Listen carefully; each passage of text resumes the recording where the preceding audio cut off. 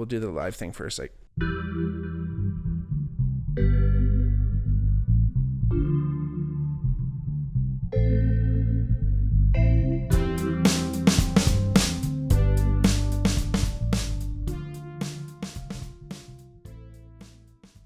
hey everybody, welcome back to the Bigmark podcast. It's me, your host, Bigmark. If it's your first time joining us, welcome. If not, welcome back. Like I always say, please like and subscribe to the channel. Make sure you know when you're getting all of our YouTube videos when they're out. If you're listening on Spotify or Apple Podcasts, please give us a 5-star review if you get a chance. You can reach out to us anytime on Instagram or Twitter at the Bigmark Pod, at the Bigmark Podcast. Check out our Patreon, patreon.com/thebigmarkpod. It's different levels of ways you can kind of support the podcast here. And, I like to do all these things. I like to continue to do this for you guys. It's tons of fun, and, any support helps, and it helps us kind of keep the lights on, so to speak. I was thinking about doing my episodes today and figuring out what I wanted to talk about for this episode, and, have a little list going of, either ones that people have suggested or kind of other topics that I thought of. And,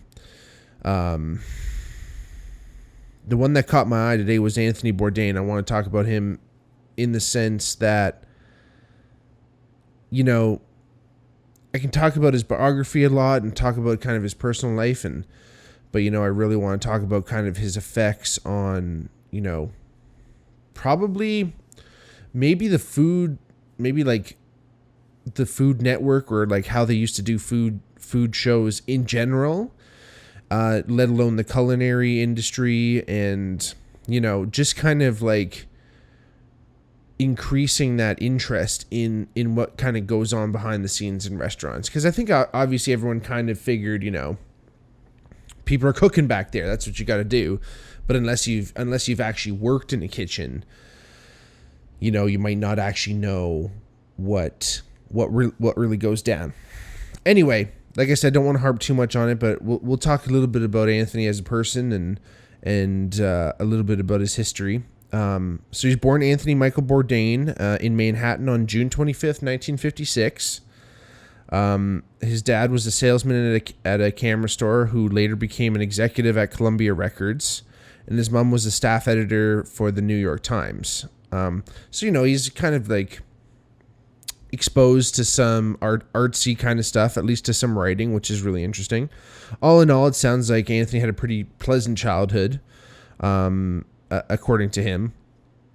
And during this time, they would actually visit Anthony's father's family in Arcachon, France, where actually that's where Bourdain's love of food was kindled. On one of the family vacations to France, he tried his first oyster, basically fresh from the sea, and at the time he was kind of a notoriously picky eater, and he was kind of so scared to try the oyster he didn't even know if he was going to be able to survive. And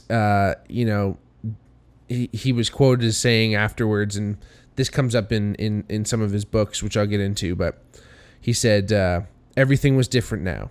Everything. I'd not only survived, I'd enjoyed. I learned something viscerally, instinctively, spiritually, even in some precursive ways sexually, and there was no turning back. The genie was out of the bottle. My life as a cook and as a chef had begun. It's a little taste of Anthony's writing there too. Tremendous writer. But again, that's kind of where his love of food began, which is really interesting. And I think his fears of trying the new food and everything like that, and eventually trying it and loving it, really resonated with him for the rest of his life, it seemed. As I'll talk about later, how he is in his TV shows and how he writes in his books, really, like I said, resonates with kind of that first experience, which is fascinating, right? Like, I don't know if I can remember necessarily, like, the first meal I had as a child anyway that made me like food, because I love food, don't get me wrong, I love to cook. talk about the Food Network and everything. Me and my grandmother used to watch it all the time. But I do remember, the best food I ever ate, and it was actually when I was with the band out in Nova Scotia. We were in Halifax, just at this bar downtown, and had some oysters there, and they were, funny enough, had oysters as well. And it was just phenomenal. I guess maybe there's something about the experience where you're like, something about eating this thing, there's almost nothing that makes me want to eat this thing. It's kind of scary. It's in the shell. It's all wet and slimy. It kind of looks nasty. But when you taste it, there's just an amazing flavor, and it's flavorful, and it's more just like, I don't know. It's really, really hard to describe. It's just like meant to be in some ways. And again, maybe that was part of that love that was kindled at that moment that Anthony tried his first oyster. But again, that adventurism and being open to, it sounded like from that moment on, he was no longer a picky eater, but he really seemed like, that's kind of the new way, that's a way of being anyway, that it opens you to more possibilities. And I think that's one of the biggest things that Anthony Bourdain taught us all, is that when you're open to new possibilities, you're going to have new experiences in life that you weren't exposed to up until that point. Anyway, as Anthony grew older, and he graduated from college kind of thing, he was doing like a prep school kind of thing. Anthony started working at seafood restaurants, cooking Portuguese food, actually, in Provincetown, Massachusetts. It's funny because I was on a trip to Portugal, and I, funny enough, didn't think about doing this before. Cheers, Anthony. I didn't think it right to do this episode without having some type of alcoholic beverage. It was funny, kind of after the trip, actually in the last few days, I was watching, I believe it was No Reservations, where Anthony took a trip to Lisbon and he was trying all the food there. And it was a really, really cool episode. And anyway, just thought that was interesting. But that's kind of where he kind of cut his chops, was working in these seafood restaurants. And he was trying to go to culinary school at that point. And he eventually enrolled and finally graduated from the Culinary Institute of America in 1978. From where he went on to run various kitchens in New York City. And by 1998, Anthony became the executive chef at Leal's in Manhattan, which is a really great restaurant. There's like several restaurants all over the country, down the East Coast. And just really, he really goes into it in his books, which I'll talk about in just 1 second here. But he really goes into how fast-paced it seems, in such a whirlwind atmosphere a professional kitchen sounds like. Now, don't get me wrong, I've had very, very little experience, especially firsthand, in kitchens, professional kitchens. I've slung beer at the brewery, but we didn't have a kitchen at the time. And when I was delivering beers, I was going through kitchens, usually in the back, kind of avoiding things. But sometimes I'd show up during the rush hour, and it would be slamming in those kitchens. And just to think that someone is organizing that somehow and making sure all the food comes out at the same time, and it's all done up to snuff and all this stuff, like really, really interesting. I mean, again, it's all about the people that you have obviously working for you. But yeah, it's super fascinating. The way and Anthony really goes into detail, and anyone listening to this should go check out his books. But he really goes into it in detail in one of his books where he just talks about what it's like to just wake up and be a line cook even, and just always just be prepping, and always to have your area set up. And it's funny, for anyone who's a budding chef, he's a great person. It's a great book, and he's a great person to kind of follow, in the fact that he gives out amazing tips about what it's really like and what you should do as a chef. And I mean, I'm sure it's stuff that he learned in school, but but super cool. After all this experience in the kitchen, he decided to write a tell-all book about his life in the restaurant industry, like I mentioned. This book's called Kitchen Confidential. Really, really great book. I like I said, I've read it, and there's all kinds of dirty secrets about the industry, and just little things that you wouldn't know unless you actually worked in there, like I mentioned. But he drops a lot of tips and trade secrets, but there's kind of three main ones here that we'll take away. Number one is don't ever order fish on Mondays. His whole thing is that most restaurants order their fish on Thursdays for the weekend, so it's as fresh as possible. And by Monday, that fish is almost already 4 days old, and it's not going to be as fresh, and they're going to try and get rid of it on you. I think that's where fish tacos came into play. One of the other tips is if the bathroom is dirty, so is the kitchen. Now, this is an interesting one, which, obviously he wrote this book back in 2000, I think, is when Kitchen Confidential came out. And Tony did later admit that he's eaten in some of the dirtiest places on earth, some places that didn't even have bathrooms, and they were great meals. So don't necessarily follow that one. But if you're in a first world country, it's probably a good idea. And then his third tip was never order eggs Benedict at Sunday brunch. Basically, it's about the hollandaise sauce, and he says that restaurants reuse table butter. And again, this is back in the early 2000s in New York City, and he said basically restaurants just reuse the butter that wasn't used on the tables and just filter out all the nasty shit and then put it in their hollandaise sauce. So sounds greasy. As much as I love eggs Benedict, that kind of grosses me out. So I don't know, Anthony. I might have to just fucking put my head down and eat more eggs Benedict just to drown out the noise. One of the coolest things actually from his book. So I was I used to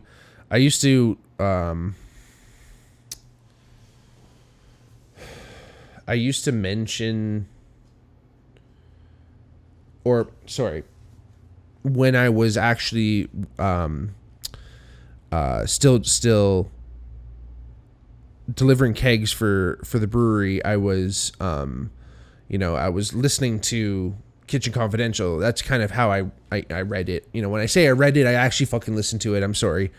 But, and I was mentioning it to some of the kitchens that I was going into just because I felt, it just was in the atmosphere and it was really funny. And I was at Bread Bar here in Hamilton, which is a great, great little spot. There's actually 2 locations here right now. Excuse me. Sorry, Bread Bar. When I was going into Bread Bar one day to drop off some kegs, I had to go down, and you basically go through their bakery actually to get to their kitchen and everything like that. So I was going and I was talking to some of the bakers there, and I was just saying, hey, I'm listening to Anthony Bourdain's book, and he's telling me the story about the starter that the restaurants used to have, or at least Leal's, it sounded like they used to have this starter, like sourdough starter, which I've mentioned I think in my baking episode, the Bake Chef, Baked Chef, as I say. It's a really good episode. Go check that one out back in the old archives. But that talks about kind of how I got into making bread, and it was essentially kind of listening to this story and saying that a lot of restaurants have this starter, which they feed. And, the restaurant that he worked at had a pastry chef that would come in and feed the bitch, as he would call it. And he was notoriously hungover, and he would always call in sick and say, someone's got to feed the bitch, man. And Anthony would just tell him to come in and say, shut the hell up, you got to do it yourself. And apparently they had to have like a 20-pound flour sack on the lid or it would bubble over, and there was just grape skins and just like old flour and just like water, just like sounded gnarly, but I guess that makes good sourdough. So anyway, I asked the bakers at Bread Bar, I go, hey, do you guys have any sourdough starter that I could take? And they're like, oh yeah, for sure. And it was, I was expecting to see this bitch thing, this bubbling mass of wildness and nastiness. And they just brought over this clean big jar, and they only had a little bit. And they said, yeah, they basically remake it almost every day. So I guess they just have to keep replenishing it, and they just keep going. And based off their recipe and a bunch of other recipes. I've kept that starter alive ever since. So it's still in every loaf of bread I make, and God bless you. Thank you so much, Bread Bar. But again, thank you, Anthony Bourdain, for giving me the courage to ask these ladies for some starter. Another great book that Anthony wrote was called Medium Raw in 2010. Another book I read, quote unquote, listened to. It was subtitled A Bloody Valentine to the World of Food and the People Who Cook. It was basically a memoir about his life, more so after becoming a TV personality. So he kind of talked about, a lot of television chefs and a lot of other famous chefs that are in the world, in mainstream, kind of famous chefs, and then some other chefs that are more well known within the foodie industry. But he had some rough things to say about some people, and don't get me wrong, he didn't leave himself completely out of the mix. But again, really interesting. I always say, Anthony was a great writer. It sounded like he worked on it. Obviously, his mother was a staff editor, and he was around it, and something that he seemed to have a natural gift for. And really, really, he was funny in a very interesting way, dry sense of humor. Again, he's just kind of one of those guys that has a supreme confidence in whatever he's saying, whatever he believes in. And I don't know if that comes from years of being a chef or just who he is as a person. And it really does come through his writing. It's fantastic. And due to the success of Kitchen Confidential, he actually started hosting television shows, which is probably what Anthony Bourdain is most known for, as much as he's a chef. Probably anyone who does know him was probably from his television shows. He started with a cook's tour which ran from 2002 to 2003. He wrote a book by the same name based on it, and this kind of started out Anthony's whole format, if you want to say, for how he used to do his television shows. They weren't, at the time on the Food Network, cooking shows were Emeril and Bobby Flay and Alton Brown, like telling you how to actually cook, and like 1 cup of this and 2 tablespoons of this, and mix it in and cook it up. That's how most cooking shows were, and that's what was on the Food Network. It fucking made sense. Then they threw in, Iron Chef here and there. But it wasn't what like the Food Network is today. And, when Anthony Bourdain showed up, and he's a rock star and he doesn't care and he's swearing, and, he's kind of like I said, he's a rock star. He combined a travel show with again, just, we weren't necessarily in there learning how to cook these meals. There was some instruction, obviously, from Anthony being a trained chef himself.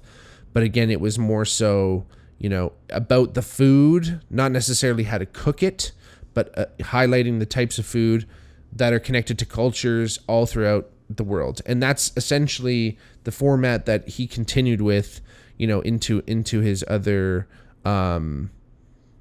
into all of his other shows. Again, those Food Network shows, those early ones, I remember watching them, and they were just fantastic. And, you learn so much how to cook things. And then all of a sudden this show shows up, and all of a sudden you're learning about completely, not only, some shows would show you a new dish from another country or culture.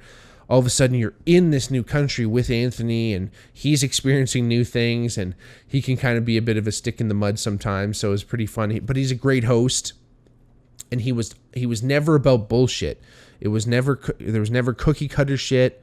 It was all just completely raw, and that's how he presented it. He never became a host to be the man. He became a host to highlight all these people who he believed and he had the reverence for, these amazing chefs and these amazing people all around the world. And that's what made him a good television host. Now, because of this kind of approach, this rock star approach, so to speak, Anthony, he kind of clashed with some of the networks. He clashed with the Food Network. He eventually got on the Travel Channel and he clashed with them. They just didn't let him do what he wanted to do. They wanted him to, again, do cookie cutter shit and be, and push products and do all this stuff that he didn't want to do. Again, he's not out there to be Anthony Bourdain. He's out there to be the host of this television show and present these people's food and their cultures. So, another one of his well-known shows, which ran from 2005 to 2012, is No Reservations. Again, very similar to A Cook's Tour, but this time was on the Travel Channel. And after that fell through, he started Parts Unknown. So that was from 2013 to 2018, and that was on CNN. And that was kind of when, Anthony was doing his best. He was in the groove. He had made a name for himself already. He had written his books. Medium Raw had came out. He was in it, and CNN was kind of letting him finally do what he wanted to do. And tragically in early June 2018, while filming an episode in Strasbourg, Tony was late for dinner and then late for subsequent breakfast, and his co-host found him dead in his hotel room by an apparent hanging. And it was an awful blow. It was so out of nowhere. People who knew him,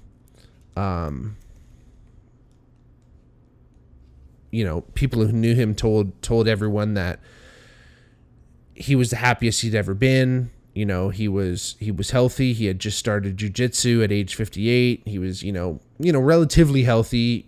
He had a history of heroin use, and he was admittedly addicted to it as a young man, but he kicked it. But he wasn't necessarily one of those guys that when you're addicted to one thing and you go sober off it, you go sober off everything. He still smoked. He still drank. He still smoked weed. And ate, and apparently he was on statins and stuff, which he got off during this time period. Again, he was the happiest he'd ever been. One of the weird explanations that I heard is that he may have had a drug interaction with his malaria medication. But again, sometimes people wrestling with inner demons, you never know what's going on under the surface. I think, knowing someone who had wrestled with thoughts like this and actions that they did carry out with, but thankfully they survived. It's the last thing you ever think anyone's going to do. It's anyone who has experienced it or experienced suicide experienced a loved one who has committed suicide. You never think that's what they're going to do. And I think that sadly is part of a thing. It's a protection mechanism where you don't even want to think about it, but it's terrible. And like I talked about in the Kurt Cobain episode, or even in the Alice in Chains episode,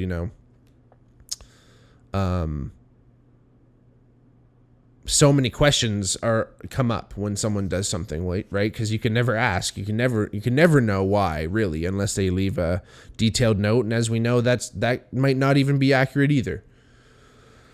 So,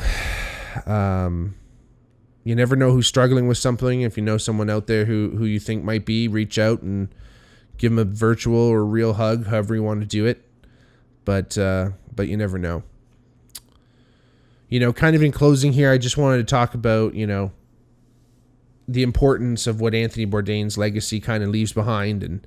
And it's great that we can go back and watch these shows that he created and read his books and and learn all this information, because I think Anthony Bourdain really taught us the importance about travel and experiencing new things, and that you need to broaden your horizons. And, a lot of the problems that we have here at home, we can become so narrow focused, and we can become so nearsighted and only see the things that are right in front of our face.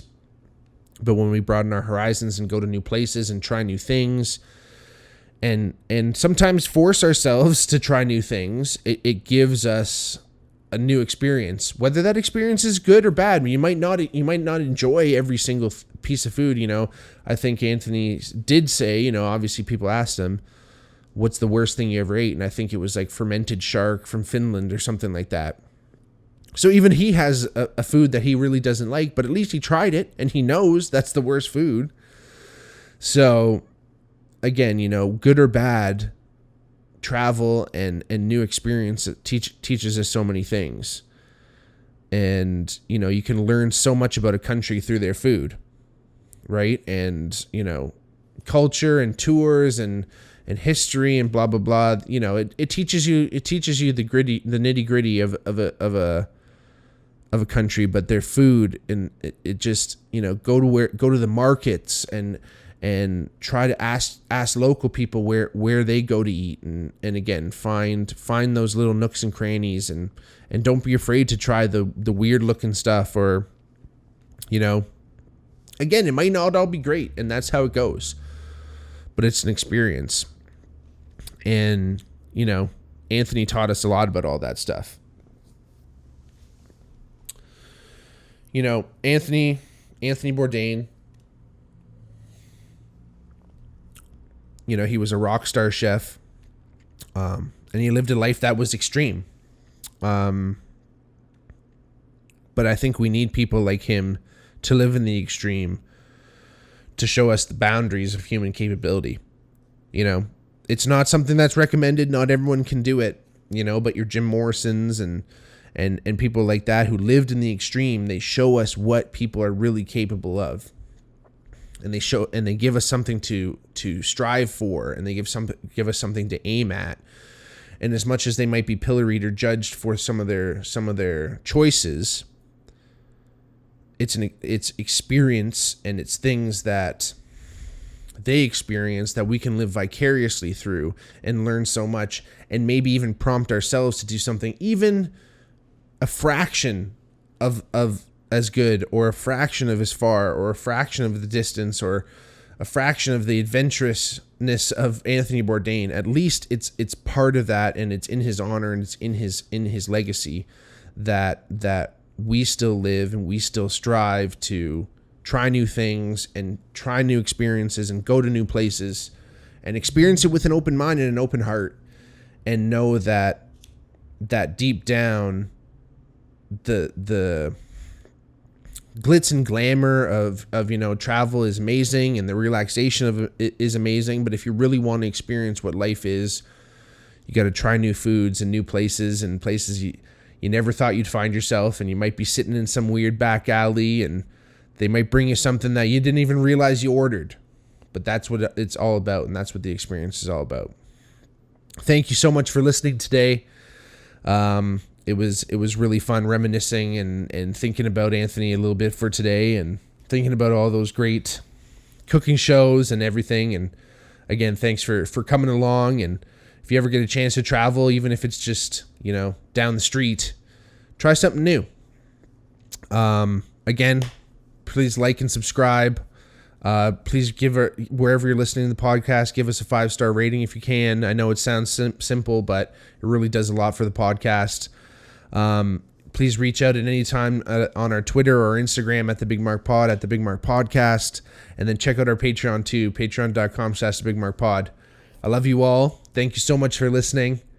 Have a great week. We'll see you next week. As always, Wednesdays, baby.